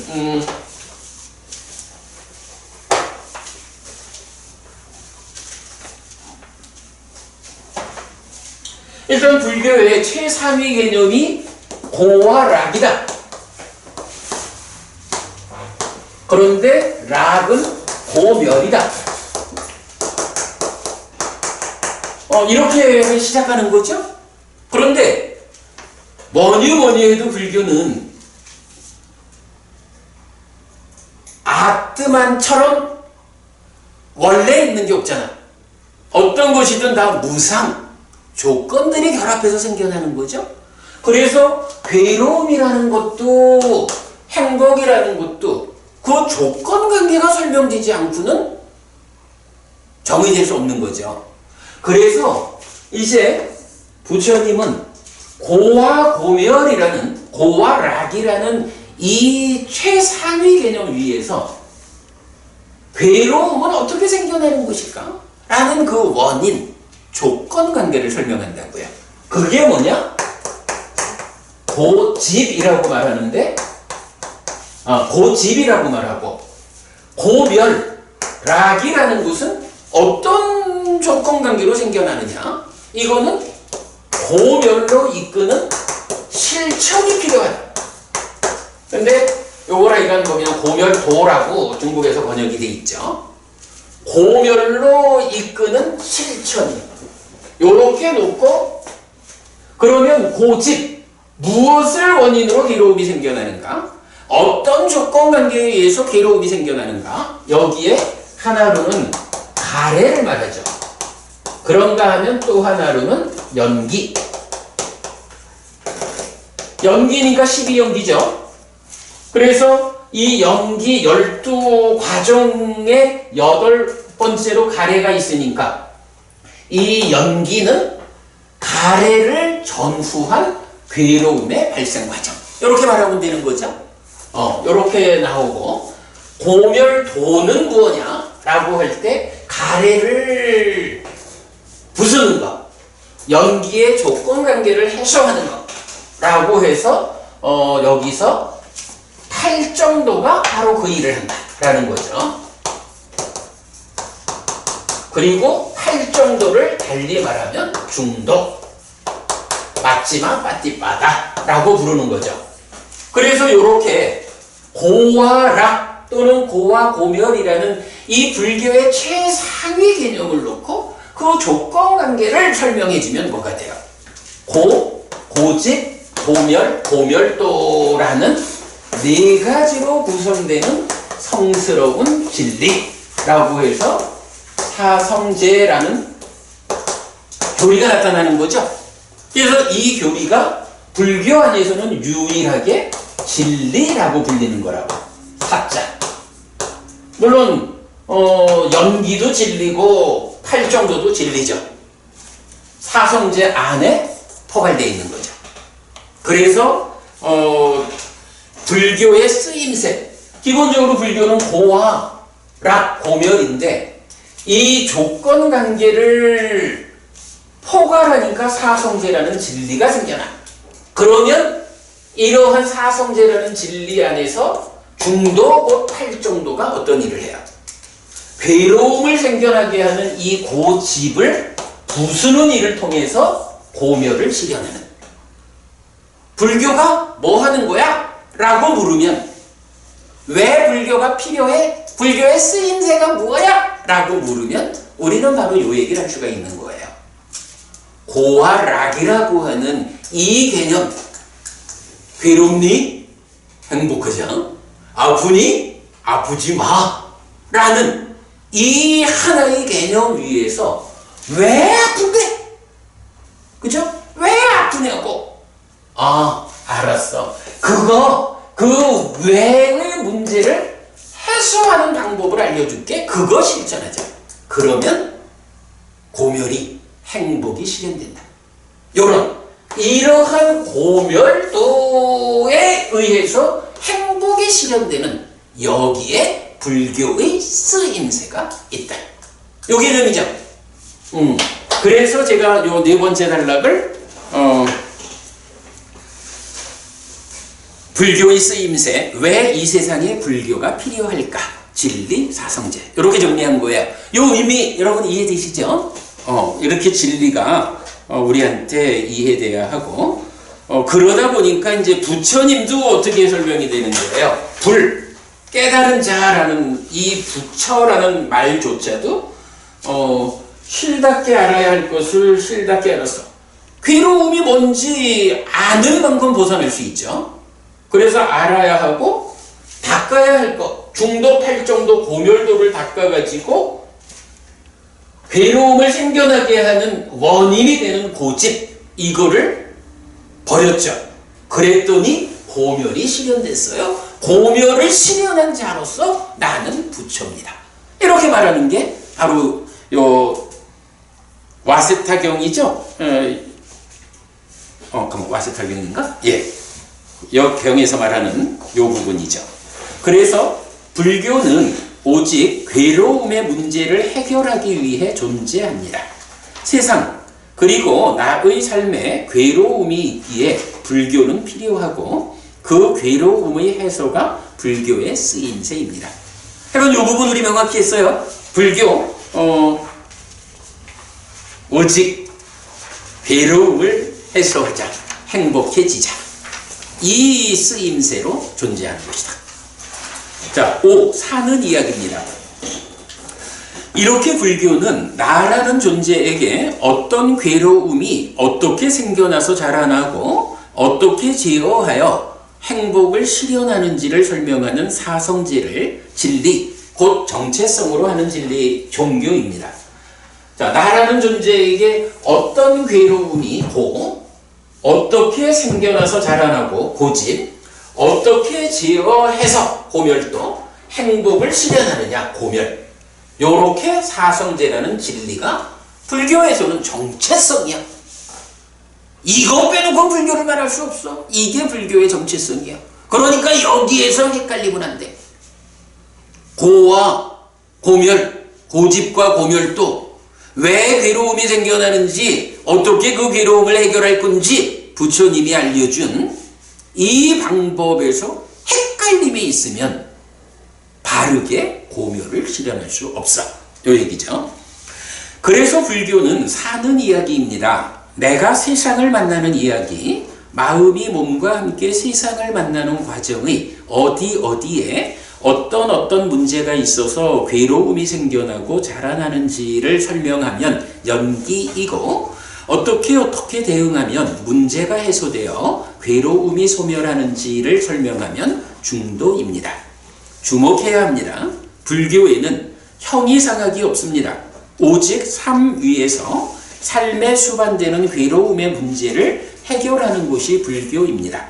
삶의 심오함의 끝에 닿은 부처님의 깨달음에는 심오하여 어려움은 있을지언정 삶의 이야기를 벗어난 주제는 없는 것입니다. 그죠? 불교의 정체성이 사성제라는 진리예요. 행복할 거냐 괴로울 거냐? 아니지. 괴로울 거냐 행복할 거냐? 왜 괴로울까? 어떻게 행복할까? 이렇게 내 삶의 이야기가 설명되는데, 여기는 왜 괴롭지? 그 원인을 찾아내는 데에 좀 삶이 심오하다 보니까 어려워. 그래서 어떻게 그 어려운 문제를 해결하지? 이게 삶이 심오하기 때문에 어려워. 그러나 이러한 진리, 불교에는 심오하기 때문에 어렵다. 그래서 내가 더 정확하게 열심히 배워 알고 실천함으로써 실현해야 한다. 이런 당위성은 있지만 불교 안에는 형이상학이 없어. 그죠? 이러한 고집멸도의 정체성 안에 어디에 형이상학이 있을 수 있냐고. 불교에는 형이상학이 없다. 예? 그래서 불교는 사는 이야기다. 6. 현실과 진리. 한편 불교 신행은 두 가지 측면으로 나누어집니다. 오직 깨달음을 지향하여 세간의 삶을 떠나서 사는 출가자의 신행과 가족과 함께하는 세간의 삶에서 부처님에 의지하는 제가자의 신행입니다. 이건 뭐 적어놓은 거지 뭐 설명할 게 있나 뭐. 불교 신자가 어떻게 구성돼요? 저처럼 출가해서 사는 사람하고 법부님들처럼 출가하지 않은 분들하고 두 종류가 있는 거지 뭐. 출가자의 신행은 부처님을 직접 뒤따르는 것입니다. 부처님의 출가는 제가의 삶이란 압박이고 오염이 많지만 출가는 열린 허공과 같다. 제가에 살면서 온전히 충만하고 온전히 청정하고 소라고둥처럼 빛나는 범행을 실천하기는 쉽지 않다. 그러니 나는 머리와 수염을 깎고 물들인 옷을 입고서 집에서 집 없는 곳으로 출가할 것이다 라는 다짐입니다. 이처럼 출가자의 신행 또한 그러니까 출가자의 신행 또한 열린 허공과 같고 온전히 충만하고 온전히 청정하고 소라고등처럼 빛나는 범행의 실천이어야 합니다. 요거는 뭐 설명이, 그러니까 부처님께서 출가하실 때 이러이러해서 내가 출가한다, 이제 몇 가지 형태로 나오거든요. 근데 이제 요런 표현을 부처님께서 출가하는 이유로 말씀하신 거예요. 그러면 출가자는 누구냐고요? 어쨌든 출가자는 세간살이 다 접어두고 나는 부처님을 직접 뒤따라가지고 깨달음으로 나아갈 거예요. 이런 지향성을 가지고 삶을 바꾸는 게 출가의 원뜻이잖아요. 그러니까 출가자의 신행은 부처님을 직접 뒤따라야 하는 거예요. 그러니까 출가자는 부처님처럼 열린 허공과 같아야 하고 온전히 충만하고 정정하고 소라고등처럼 빛나는 그 범행을 실천하는 그러한 신행이 출가자의 신행이다. 이 정의는 부정할 수 없어, 그죠? 출가자가 먹고 사는 일을 좀 편히 하려고 출가했어? 이럴 수는 없잖아. 예? 반면에 제가자의 신행은 압박과 오염 가운데에 있습니다. 요거 바로 그 부처님 출가하면서 제가의 삶이란 압박이고 오염이 많지만 출가는 열린 허공과 같다. 요 말 그대로 표현한 거죠? 그 압박과 오염 가운데에서도 부처님에 의지하여 갈수록 괴로움은 줄어들고 행복은 늘어나는 삶을 살다가 죽은 뒤에는 더 좋은 삶의 이어짐, 즉 하늘에 태어나는 것이 대부분의 제가자의 신행입니다. 요 부분은 우리가 좀 주목해야 해요. 우리가 왜 가끔 그런 얘기 하죠. 어설픈 도인 흉내내다가 삶을 망칩니다. 근데 사실은 불교 안에 이렇게 어설픈 도인 흉내 내다가 자기 삶을 망치는 직접적인 경우들을 우리가 좀 보지요. 요거 우리가 잘 구분해야 한다. 출가자는 그야말로 부처님을 직접 뒤따르는 그런 삶을 자기의 신행으로 살아내야 하는 거고, 제가자는 제가자로서 어떻게 부처님에 의지해서 진짜 어설프게 도인 흉내내다가 삶을 망치지 않고 부처님 가르침에 의지해가지고 갈수록 괴로움은 줄어들고 행복은 늘어나는 삶을 살다가 죽은 뒤에는 더 좋은 삶의 이어짐, 즉 하늘에 태어나는 것. 일단은 이렇게 시작을 해야 되는 거예요. 물론 제가자 가운데도 뭐 우리 법부님들처럼 보통의 제가신자보다는 좀 더 특별하게 부처님을 뒤따르고자 하는 사람들은 여기에서 우리 분명히 알지만 뭐 이 글에서는 안 나타냈지만 제가자 가운데도 범행을 실천하는 자가 있잖아요. 그러니까 그런 부분을 좀 우리가 잘 고려해가지고 적정한 삶을 살아야 되지만 일반적으로 제가자인 불교 신자들의 삶은 이러해야 한다라는 부분 우리가 알아야겠고요. 그러면 대부분의 제가자인 불교 신자에게 진리는 어떤 쓰임새를 가집니까? 출가자처럼 부처님을 직접 뒤따르자 하는 것이 아니라면 제가의 불교 신자에게 이런 고진별도사성제, 이런 진리는 어떤 쓰임새를 가질까? 라는 데 대해서도 짚어봤죠. 역시 불교는 사는 이야기입니다. 삶의 심오함의 끝에 닿아 완전한 행복을 실현하는 것으로의 깨달음이지만 세상 모두가 깨달음을 성취할 수는 없는 것이 현실입니다. 그래서 사성제의 진리는 얼마만큼의 고에 대한 진멸도인지에 따라 모두의 삶이 처한 현실에 적용됩니다. 그래서 제가자에게도 불교적인 삶은 진리에 부합하는 이런 관점을 요구합니다. 나에게 이런 또는 이만큼의 괴로움이 있다. 이 괴로움은 어떻게 생겨난 것일까? 어떤 방법으로 문제를 해소하고 이 괴로움에서 벗어날 수 있을까? 예를 들어서 그냥 한 가지 개념만 보죠. 내가 생로병사하는 이 윤회하는 삶을 더 이상 반복하지 않을 거예요. 나는 생로병사라고 하는 이 근본적인 괴로움까지 해결할 거예요. 라고 하면, 생로병사의 근본 괴로움까지도 해결할 거예요. 라고 하면, 사실은 박 부부님 어떻게 해야 돼요? 출가해야겠죠. 출가해가지고 정말로 부처님이 어떻게 고의 조건을, 원인을 말했고 어떤 방법으로 해결할 수 있다라고 가르쳐 주셨는지 바르게 배워가지고 오직 부처님을 직접 뒤따르는 그런 실행을 통해서 생로병사로부터까지도 벗어나는 고묘를 실현해야 하지요. 그런데 사실은 또 대부분의 제가제자들의 입장에서는 생로병사의 문제까지는 미처 시선이 못 가. 그 이전에 죽은 다음에 이야기에 앞서서 지금 당장 사는 일이 힘들어. 그죠? 지금 당장 사는 일이 힘든데 이건 내팽개쳐주고 뒷내부터? 이것도 사실은 옳은 방법이 아니죠. 순서적으로 봐야죠. 그러면 내가 지금 어떤 괴로움을 겪고 있느냐? 돈이 없어? 건강이 나빠? 사람들한테 욕을 먹어?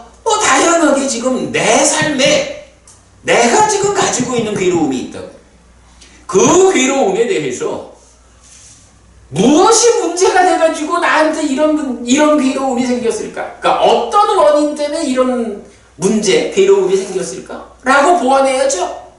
그거 부처님이 어떤 방법으로 그 원인을 해소할 수 있다고 하셨는지 바르게 배워서 실천하는 일을 통해서 그 문제를 풀고 그만큼의 고멸, 그만큼의 행복을 실현하는 것.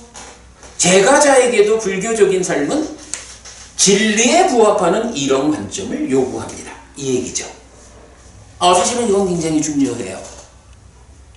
그래서 반복 말씀드리는 게 어설픈 도인 흉내 내느라고 삶을 망치면 안 되는 거예요. 순서가 있어요. 지금 당장 처한 문제부터 해결하고 그거를 해결하는 연장선 위에서 최후의 문제까지 해결하리라. 이렇게 순서를 잡고 방향을 잡아야 된다. 다만한도 부부님 이런 이야기가 공감되죠? 예, 이렇게 봐야 됩니다. 그러기 때문에 이제 요 주제를 현실과 진리 이래가지고 이 진리가 특히 제가자로서의 나의 현실에 어떻게 쓰임새를 가질까 하는 부분을 설명하고 있고요. 자, 7번으로 갑니다. 제가 신자의 불교적인 삶, 특히 스승의 영역에 속하는 것들 이랬어요. 고묘를 이끄는 부처님의 가르침은 토대가 있습니다. 그리고 그 토대 위에서 삶, 즉 나와 세상을 보는 바른 시각을 제시하는데 정견입니다. 바른 견해. 경들은 세 가지로 구성된 토대 위에서 바른 시각의 원초적 형태를 세 가지로 제시합니다. 이 부분은 사실은 할 말이 너무 많은데 요새 우리 화요일날 진행하는 불교 입문 1 소유하고자 하는 자를 위한 가르침 읽고 보충하기 수업에서 최근에 요 부분을 제가 강의하고 있거든요. 그러니까 여러분 니카야.kr에 오시면 최근에 요 주제를 상세하게 제가 잘 설명하고 있는 그 동영상 또는 수업 보고 참고하시기 바라고 시간 관계상 지금은 쭉 읽어만 드리고 넘어가겠습니다. 이 부분은 하여간 이 자체가 한 번, 두 번의 강의 주제죠. 자, 1. 가르침의 토대, 업, 결실 있음, 노력. 부처님은 업을 말하는 자, 깜마와디이고 결실 있음을 말하는 자, 끼리야와디라고 불립니다. 삶은 태어남, 수조에 의해 결정되지 않고 사는 동안의 행위, 즉 업의 결과가 쌓여서 결정되는데 업에는 결실, 즉 화와 보가 따르기 때문이라는 것입니다. 또한 과거, 미래, 현재의 모든 부처님은 공통되게 1. 업을 말하고 2. 결실이 있음을 말하고 3. 노력을 말합니다.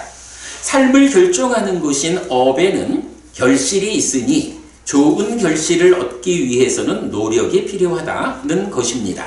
비유하자면 농부가 농사를 짓는 행위에는 풍작이든 흉작이든 결실이 있고 풍작을 거두기 위해서는 적절한 노력이 필요하다는 의미인데 부처님을 특징 짓는 업과 결실 위에서 노력을 통해 행복한 삶을 실현하는 것이 모든 부처님의 가르침, 즉 불교라는 것을 알 수 있습니다.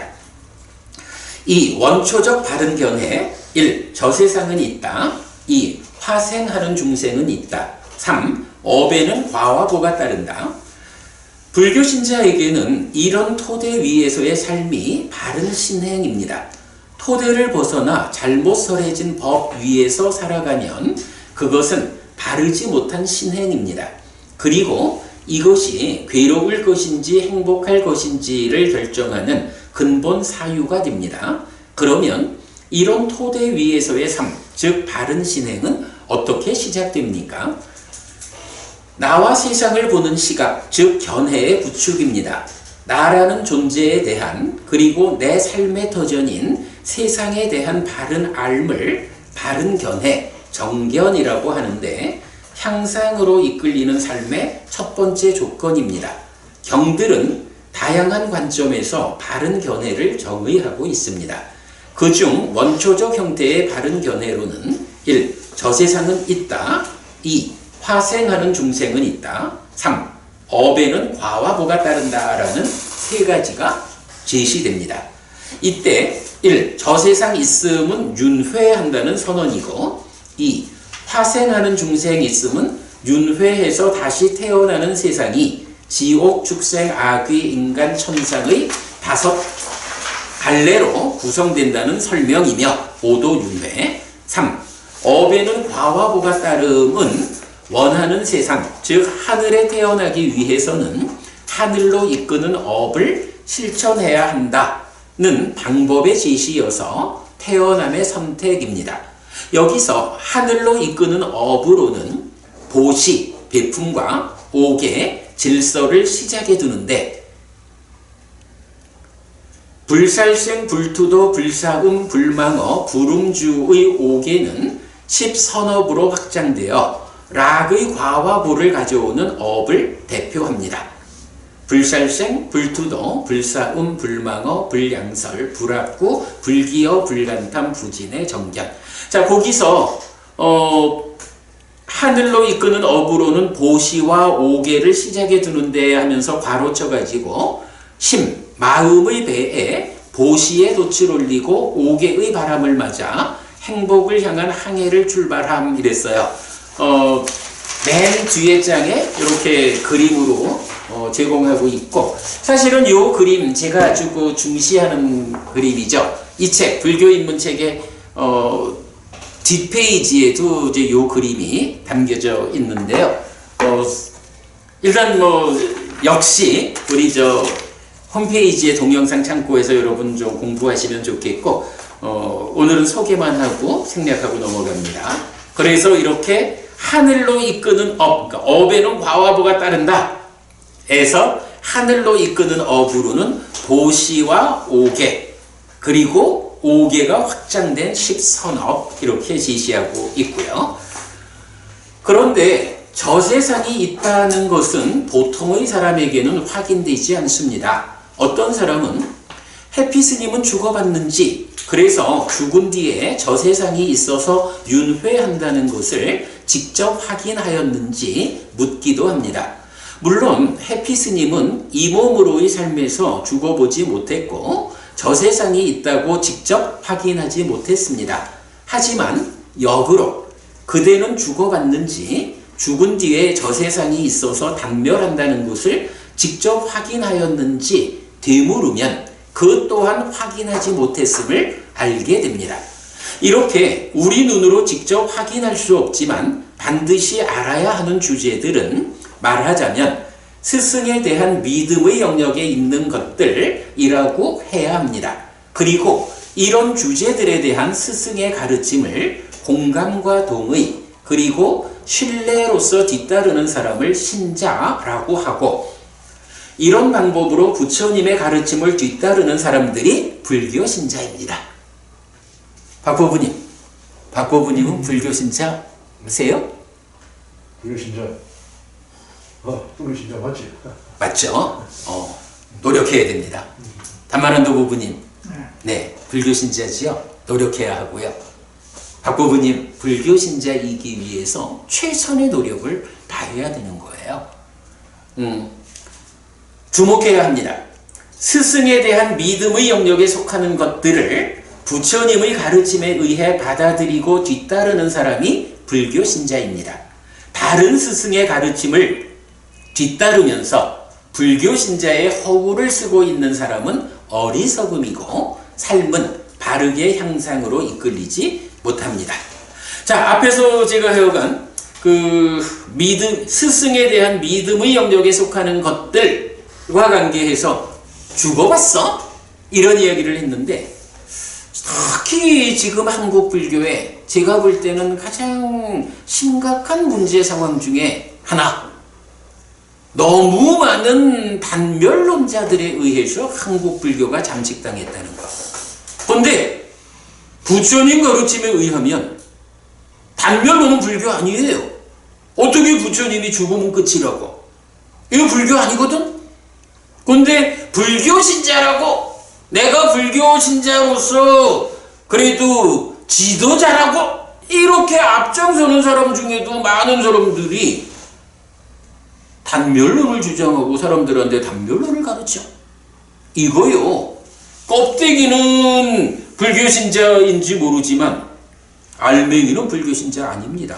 이래가지고는 삶이 바르게 향상으로 이끌리지 않아요.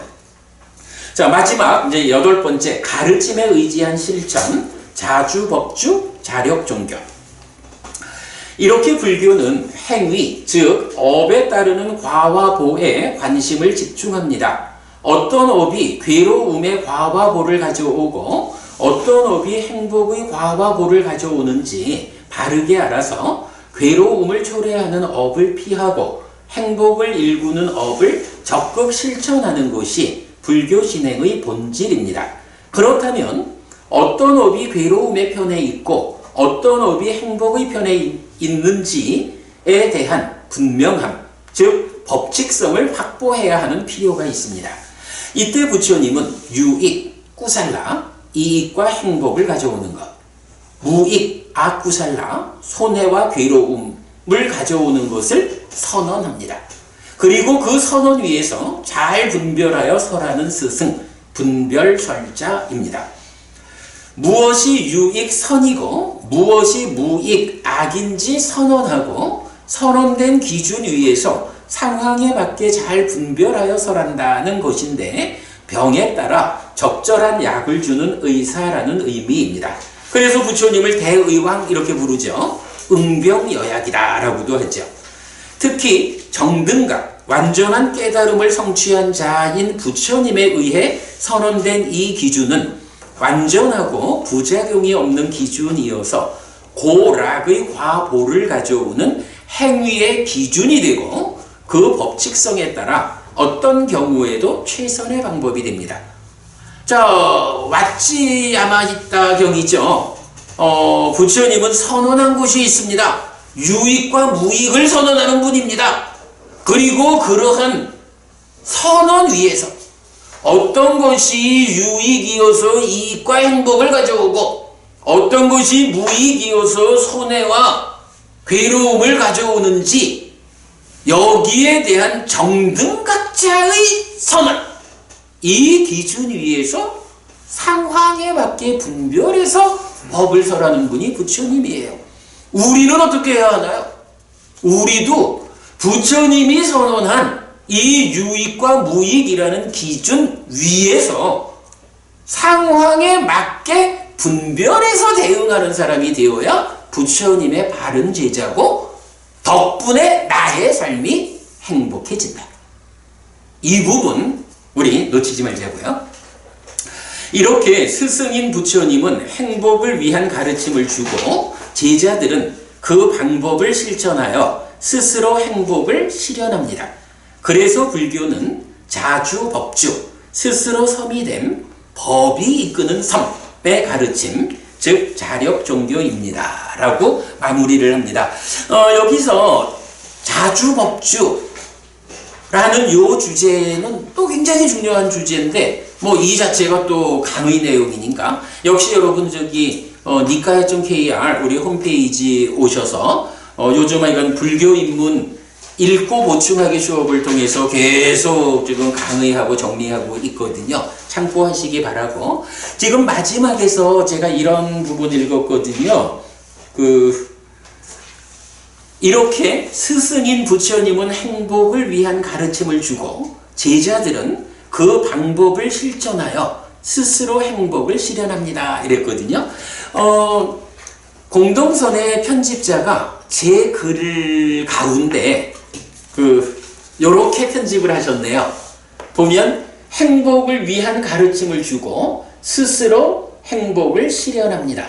라고 해서 근본경전으로 해석하는 가르침의 대의 제 글 전체의 대표되는 내용을 저는 이제 사실은 행복을 위한 가르침을 주는 사람은 부처님이고 스스로 행복을 실현하는 사람은 우리다, 제자다. 이제 그렇게 표현을 했는데 일단 제가 진짜로 그냥 줄여서 행복을 위한 가르침을 주고 스스로 행복을 실현합니다. 라고 앞에 뽑아 주었는데 제가 볼 때 전체적인 이 글에서 요점 되는 사항을 잘 뽑아서 이걸 뭐라 하죠? 이렇게 앞에 쓰는 거? 하여간 잘 뽑아준 것 같아요. 그래서 그래도 이 사람이 글을 자세히 읽어보고 알맹이를 뽑아서 썼구나 라는 생각을 하고 고마운 마음이 들었어요. 자, 이게 참 5시에 마치려고 한 게 또 20분이나 초과를 해서 죄송한데요. 저는 사실은 그래도 열심히 최단 시간에 해보려고 노력했어요. 그래도 좀 늦었는데 여러분 좀 이해하시기 바라고. 네, 아무튼 불교 밖의 사람들이 주 독자층을 이루는 그리고 아주 진보 성향이 강한 책이더라고요. 그런 공동선 격월간지 이 책의 초기 불교를 소개하는 특집에 제가 사회를 보면서 대화를 이끌고 쇠꼭지의 글 가운데 어쨌든 그래도 가르침의 대의라는 제일 좀 중심이 되는 글을 올렸습니다. 그래서 여러분들께 설명드리는 특강 오늘 진행했습니다. 여러분 도움 되시기 바라고 일요일인데도 불구하고 오셔서 공부 같이 해주셔서 고맙습니다. 이렇게 오늘 공부 마치겠습니다. 수고하셨습니다. 재미있었나요? 그래, 이렇게 마치겠습니다.